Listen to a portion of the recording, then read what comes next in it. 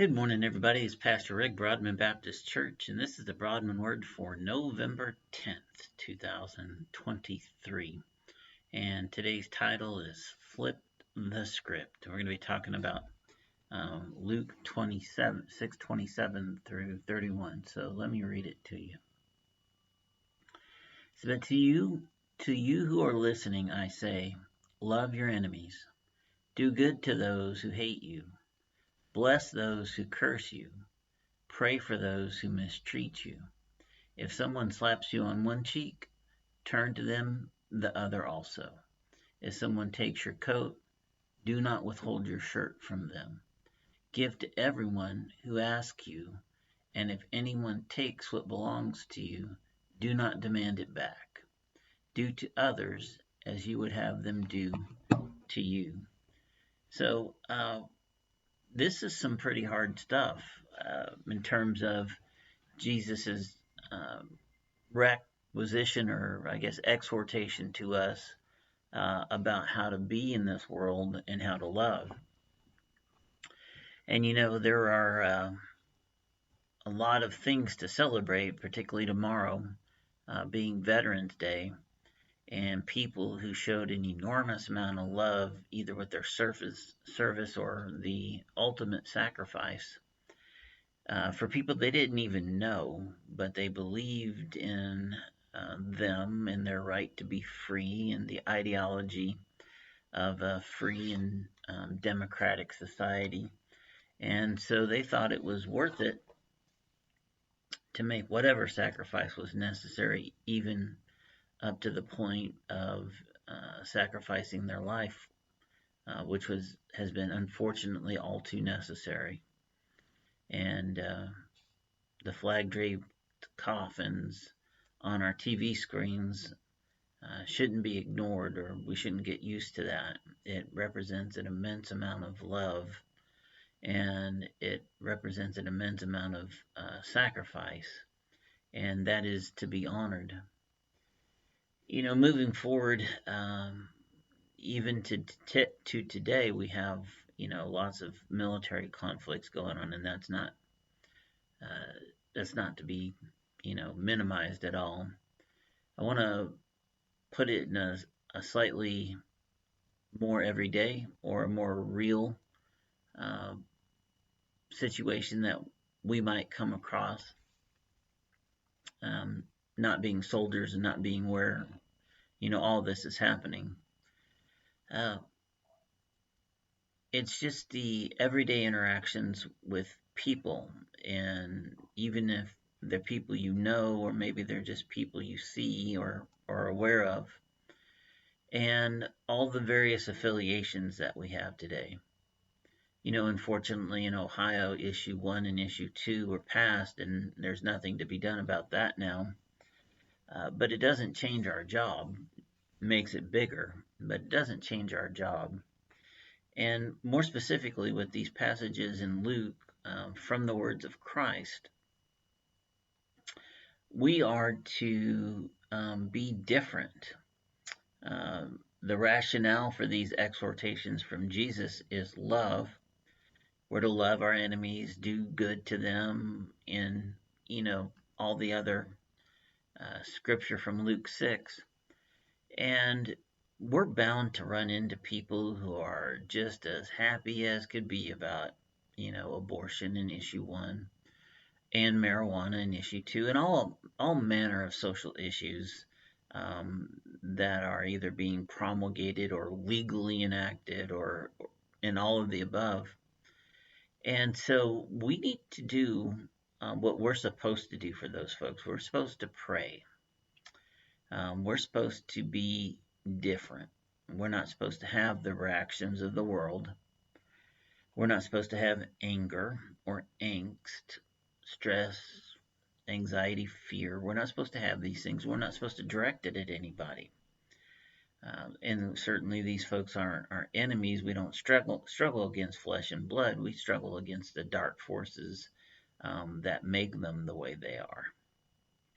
So keeping that separation between the individual and the ideology, and understanding that it's not the individual, it's the ideology, the dark forces that we're struggling against, should help you keep in perspective this need for prayer, constant prayer over many things, but particularly people who are acting in outright rebellion to the will of God, and uh, while, however unintentionally, are leading our society towards a place where, you know, morality, or actually the lack of it, very well may be the undoing of the fabric that once knit us together.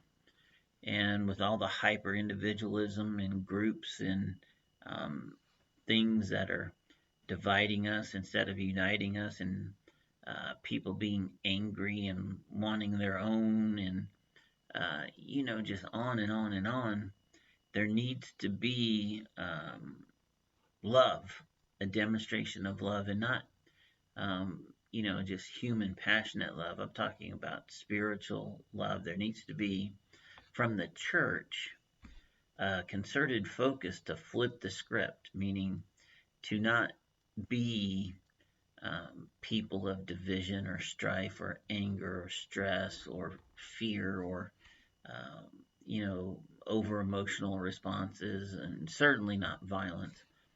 To be people who are at peace in their hearts with whatever happening being either ordained or allowed by God, so it must have some sort of purpose. I can't imagine what unrestricted abortion, even after viability, is going to do for society as a purpose of God. But perhaps it's the thing that's finally, in the face of that horror, in the face of that massive amount of death, perhaps that's going to be the thing that finally gets people to pause and ask what we're doing.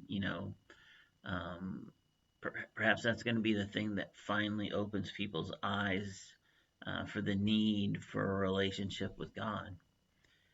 And then with issue two in the marijuana, after the social strife and degradation that's bound to happen when that law goes into place, perhaps that will start to turn people to looking for another way of life. Perhaps that is the door that will open to us to come in and say, let me show you a different way. Let me show you a way of love. Let me show you a way of true freedom, freedom from the bondage of this world, and freedom from these substances that have so far kept you in bondage. So we need to have that kind of attitude. God let this happen. I know it's not within His written express will to us, but I also know that I'm not smart enough to know what His ultimate purpose is here. But I am smart enough to know, like I said before, it doesn't change my job as a Christian, as a child of His, as a member of the family of God, as part of the Church of Jesus Christ. It doesn't matter what social ills might be out there in front of me. The job's still the same, the ministry of reconciliation, to bring together and bring to the cross as many as I possibly can in my lifetime, so that God might decide to put His hand on them and issue His salvation through His grace, so that they won't perish. We know that it is His express will that none perish. And so that's where we need to focus our efforts, living out God's ultimate purpose for us, to bring people to Jesus. So let's be flippers of the script. Let's be different. Let's look, act, talk, and do different. Let's do love, not our definition of love, Jesus' definition of love from Luke 6 and these verses in 27 through 31. Let's be those kind of people who, under assault or in the face of persecution, and I'm sure you're going to find people that know you're a Christian who want to get up in your business about um, these things that have passed recently. Flip the script on them. Show them love. Don't show them more world. That's their problem in the first place. Too much world. Flip the script. Show them Jesus instead. I love you, and I'll talk to you next time.